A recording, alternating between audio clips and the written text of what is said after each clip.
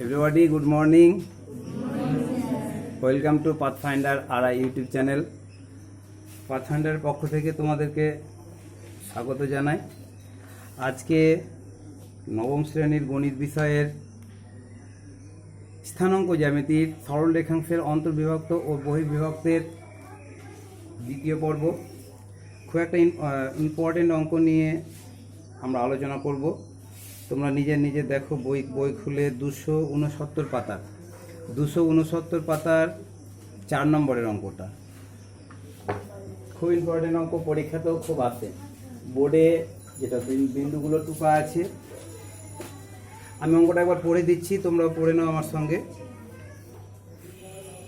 দুটো বিন্দু দেওয়া আছে, 7, 3 ও -9 বিয়োগ 9, 6। এই দুটো বিন্দু আছে। বিন্দুদ্বয়ের সংযোগ সরলরেখাংশ অয় অক্ষ দ্বারা কি অনুপাতে বিভক্ত হয়েছে হিসাব করে লিখি। তাহলে এখানে দুটো বিন্দুর কথা বলা হয়েছে, একটু ভালো করে লক্ষ্য করবে বোর্ডে, তাহলে আমরা বুঝতে পারবো এই দুটো বিন্দু কোন অবস্থাতে, কোন পাদে অবস্থিত আছে। এবং অয় অক্ষ, এই যে এটা অয় অক্ষ আর এটা এক্স অক্ষ, অয় অক্ষকে কীভাবে ছেদ করেছে, বহিস্থভাবে না অন্তস্থভাবে ছেদ করেছে, তাহলে আমরা বুঝতে পারবো। একটু যদি আমরা না বসাই, এটাকে ধারণা একটা না যদি থাকে, তাহলে অন্তভাবে না বহিস্থভাবে বিভক্ত করেছে বুঝতে পারবো না। আমরা সাধারণভাবে ধরাটা বসাটা দেখাচ্ছি। এই বিন্দুর স্থানাঙ্ক কত বলা হয়েছে? 7, 3। এক্স এর মান 7 আর ওয়াই এর মান 3। তো 7 যদি হয়, আমরা 0 বিন্দু থেকে গুনতে গুনতে ডান দিকে যদি যাই, 1, 2, 3, 4, 5, 6, 7, আমি ধরে নিলাম রাফলি একটা। আর ওয়াই এর মান +3 আছে, সেহেতু উপরের দিকে যাবে, 1, 2, 3। আমি মোটামুটি ধরে নিলাম এই বিন্দুতেই স্থানাঙ্কটা হচ্ছে 7, 3। এটা হচ্ছে এ বিন্দুর স্থানাঙ্ক। এবার আমরা যদি দেখি বি বিন্দুর স্থানাঙ্কটা কোন দিকে অবস্থিত। এক্স এর মান হচ্ছে -9। -9 যদি হয়, তাহলে আমরা যাব এক্স এর মান বাম দিকে গুনতে যাব, 1, 2, 3, 4, 5, 6, 7, 8, 9 ধরে নিলাম এইখানে। আর ওয়াই এর মান হচ্ছে +6। +6 যদি হয় উপরের দিকে যাবে, 1, 2, 3, 4, 5, 6। আমি ধরে নিলাম এই জায়গাটাতে বিন্দুটা এলো, এটা হচ্ছে বি বিন্দু। তার বি বিন্দুর স্থানাঙ্ক কত হলো? -9, 6। এবার তাহলে আমাদের কাছে পরিষ্কার হয়ে গেল যে এ বিন্দু এবং বি বিন্দু, আমরা যদি এই বিন্দুদ্বয়ের সংযোগ সরলরেখাংশ করি, তাহলে অয় অক্ষতে ছেদ করেছে। তাহলে অয় অক্ষতে যেতে ছেদ করেছে, সেই ছেদ বিন্দু যে স্থানাঙ্কটা আমরা দেখব, সেই ছেদ বিন্দুর স্থানাঙ্কটা এ এবং বি বিন্দুর মধ্যে অবস্থিত। ছেদ বিন্দু মানে সরলরেখাংশের মধ্যে অবস্থিত, বহিস্থভাবে ছেদ করেনি। এবার আমরা ধরে নেব যে বিন্দুটা ছেদ করেছে অয় অক্ষে, সেটা এ বিন্দু থেকে এম দূরত্বে অবস্থিত আর বি বিন্দু থেকে এন দূরত্বে অবস্থিত। তাহলে আমরা এটা নিশ্চিতভাবে বলতে পারবো যে এ এবং বি বিন্দুকে অয় অক্ষে m:n অনুপাতে অন্তস্থভাবে বিভক্ত করেছে। অন্তস্থভাবে মানে দুই রেখার মধ্যেখানে ছেদ করেছে। আর যদি বাইরের কথা হতো, দুটি রেখার বাইরে কোনো একটা বিন্দুর স্থানাঙ্ক বার করতে যদি হয়, তাহলে ওটাকে বলতাম আমরা বহিস্থভাবে ছেদ করেছে। তাহলে আমরা অন্তস্থভাবে ছেদ করেছে, তার সূত্রে আমরা ব্যবহার করব। লিখো, আমার সঙ্গে লিখো। এবার আমরা ধরে নেব যে ধরি অয় অক্ষর, লিখো ধরি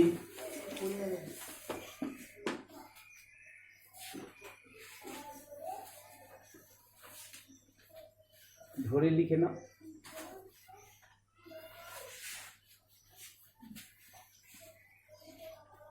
ধরি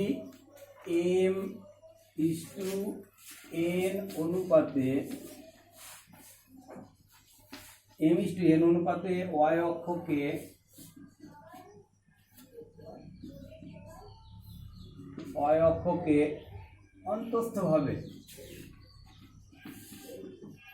অন্তস্থভাবে ছেদ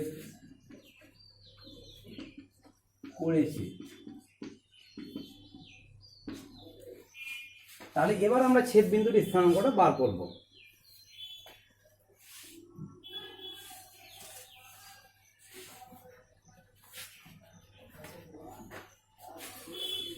এ এবং বি যে দুটো বিন্দু আছে, m/n অনুপাতে y বিন্দুতে ছেদ করেছে, সেই y বিন্দুর স্থানাঙ্কটা আমরা বার করব। y অক্ষের উপরে যে ছেদ বিন্দু হয়েছে সেই ছেদ বিন্দুর স্থানাঙ্ক বার করব। তাহলে আমরা সরাসরি সূত্র লিখলেও লিখতে পারবো, আর যদি সূত্র না লিখি তাহলে আমরা সরাসরি এটা ছেদ বিন্দুর স্থানাঙ্কটা বার করে নিতে পারবো। লিখে নাও, ধরি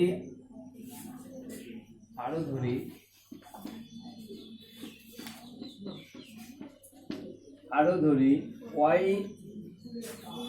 অক্ষের সঙ্গে p বিন্দুতে ছেদ করেছে, y অক্ষের সঙ্গে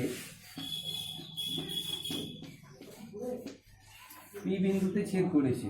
আমরা একটা ধরে নিলাম বিন্দু p বিন্দুতে ছেদ করেছে। তাহলে এবার আমরা ছেদ বিন্দুর স্থানাঙ্ক বার করলেই হবে, ছেদ বিন্দুর স্থানাঙ্ক বার করলেই হবে। অতএব নির্ণয় p বিন্দুর স্থানাঙ্ক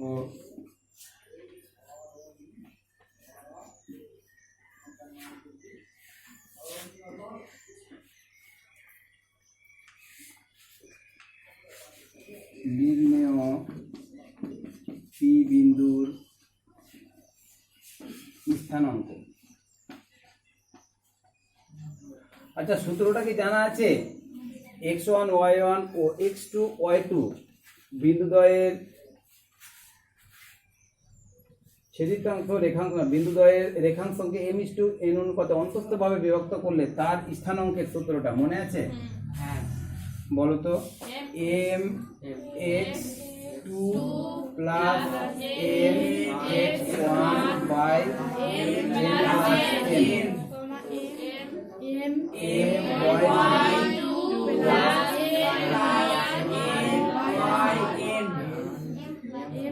m প্লাস n।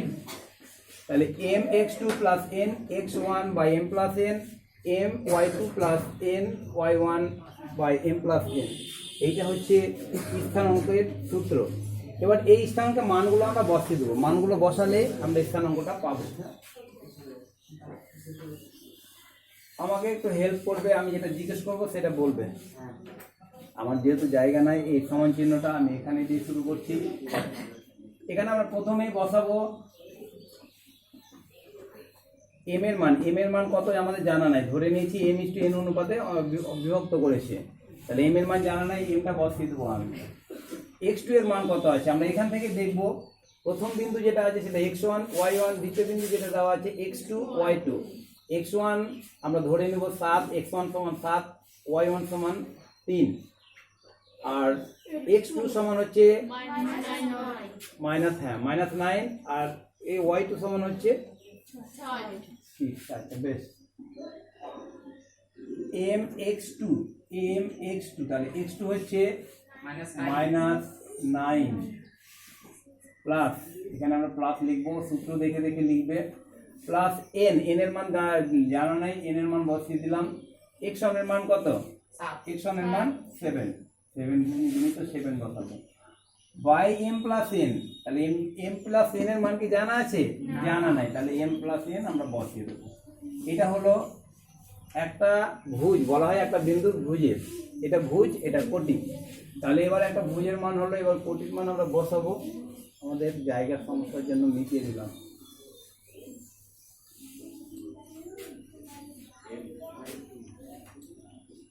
এবার আমরা বসাবো y2 সমান কত হবে? এখানে x2 এটা y2, তাহলে y2 সমান হবে 6, আচ্ছা 6 প্লাস n y1 কত হবে? 3, y1 সমান হচ্ছে 3 বাই m প্লাস n। এটার মান জানা নাই, আমরা বসিয়ে দিলাম। এবারে একটু ক্যালকুলেশন করে নিই। মাইনাস m এর সঙ্গে -9 গুণ করলে -9m plus 7n by m plus n, এটা 6m plus 3n by m plus n। এবার দেখার বিষয় আছে, বোঝার বিষয় আছে, একটু ভালোভাবে মন দিয়ে বোঝার চেষ্টা করবে। এখানে যে বিন্দুটা পেলাম, ক্যালকুলেশন করে আর কিছু করা সম্ভব না, এটা এই পর্যন্তই থাক। এবার যে বিন্দুটা পেলাম সেটা হচ্ছে অয় অক্ষকে ছেদ করেছে, যেটা সেই ছেদ বিন্দুর স্থানাঙ্ক পেলাম। এই ছেদ বিন্দুর স্থানাঙ্কটা আমাদের এবার শর্তটা কি হবে সেখানে দেখব। কোনো বিন্দু যদি ওয়াই অক্ষকে ছেদ করে তাহলে মনে রাখবে এক্স এর মান 0 আর ওয়াই এর মান 1 2 3 4 5 6 করে গুনতে গুনতে যেতে হবে। অর্থাৎ এখানে আমরা যখন কোনো ওয়াই রেখার উপরে কোনো যখন বিন্দু আসবে তখন এক্স এর মানটা 0 হবেই। অর্থাৎ এখানে যে বিন্দুটা পাবো সেটা এক্স এর মান একটা 0 বিন্দু পাবো, আর এইদিকে একটা যে কোনো বিন্দু মান থাকবে। তার মানে এখানে যে শর্তটা হচ্ছে সেই শর্তটা হচ্ছে যে ওয়াই অক্ষকে কোনো বিন্দুতে যদি ছেদ করে বা ওয়াই অক্ষের উপরে কোনো যদি বিন্দু হয় তাহলে এক্স এর মান হবে 0। অর্থাৎ এক্স এর মান আমরা কোনটাকে বলবো, এটাকে ভুজ বলতে এক্স এর মান কোনো বিন্দুর এক্স এর মান, আর কোটিটাকে বলবো কোনো বিন্দুর ওয়াই এর মান।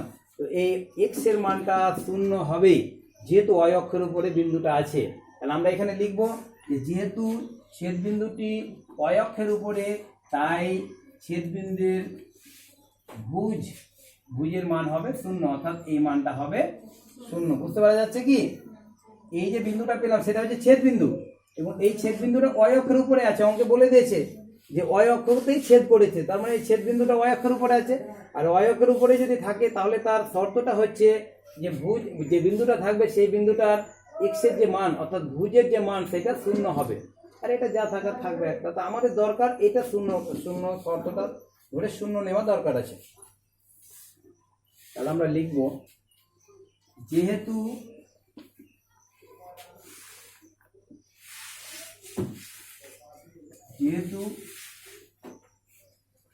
পি বিন্দুটি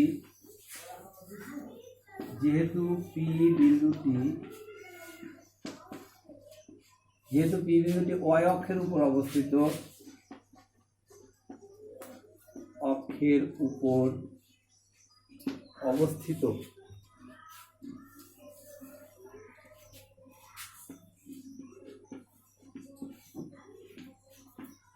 যেহেতু পি বিন্দুটি ওয়াই অক্ষের উপর অবস্থিত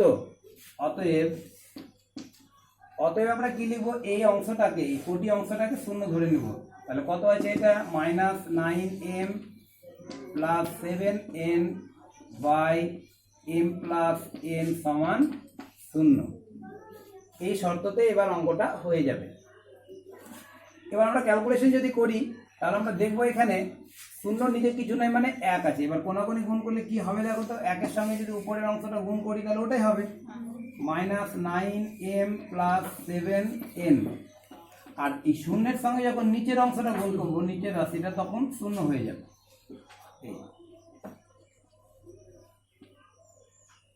7m, এদিকে -9mটাকে যদি আমি ডান দিকে নিয়ে চলে যাই কি হবে, +9, 7n আছে, হ্যাঁ 7n এখানে রেখে দিলাম বাম দিকে, আর -9mটাকে ডান দিকে নিয়ে গেলাম, +9m হলো, হয়েছে। এবার আমরা অনুপাত করব। একটা জিনিস মনে রাখবে, এরকম ভাবে যদি থাকে m:n আমরা যদি উপর নিচে সাজাই তাহলে কিভাবে আমরা বসাবো। এবার এই ফর্মটাকে এখানে ভগ্নাংশ আকারে কিভাবে বসাবো একটু ভালো করে মন দিয়ে শুনবে। এইরকম ফর্ম করে যখন লিখবো তখন মনে রাখবো কোনাকুনি যেটা যাবে, কর্নারে যেটা যাবে সেটা গুণিত আকারে যেটা লেখা আছে। তাহলে m এর সঙ্গে যেটা গুণিত আকারে লেখা আছে সেটাকে আমরা এইখানে বসাবো। তাহলে m এর সঙ্গে গুণিত আকারে কি আছে 9, আর n এর সঙ্গে যেটা গুণিত আকার আছে সেটাকে আমরা এখানে বসাবো। কত আছে 7। Very good. বা এবার তো ভগ্নাংশ থাকলে অনুপাত করতে অসুবিধা নেই, m:n, ওপরেরটা আগে নিচেরটা পরে আসবে অনুপাতে। আমরা সেম একই রকম ভাবে লিখবো 7:9। তাহলে যেটা উত্তর চেয়েছিল যে ওয়াই অক্ষকে এই বিন্দুদ্বয় কি অনুপাতে অন্তর্বিভক্ত করেছে, আমাদের বেরিয়ে গেল এটা যে m:n অর্থাৎ 7:9 অনুপাতে অন্তর্বিভক্ত করেছে। তাহলে আমরা এটা লিখে দিতে পারবো। অতএব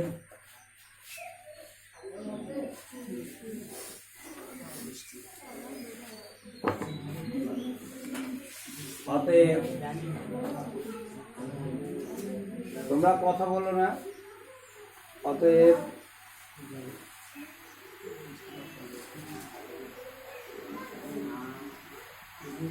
-7, 3 ও -9, 6 বিন্দুদ্বয় অয় অক্ষকে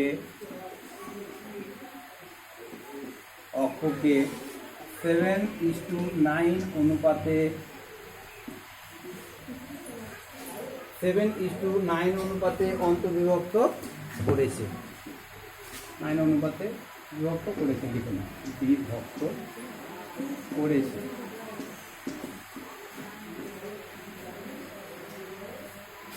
ঠিক আছে, আজকে এই পর্যন্তই। পরবর্তীতে আবার দেখা হবে। তবে মনে রাখবে, পথ ফাইন্ডার RI ইউটিউব চ্যানেল 5 থেকে ক্লাস 10 পর্যন্ত সমস্ত ক্লাসের সমস্ত বিষয়ের জটিল সমস্যাগুলো নিয়ে ধারাবাহিকভাবে আমাদের ভিডিওগুলো সহজভাবে উপস্থাপন করে আপলোড করা হয়।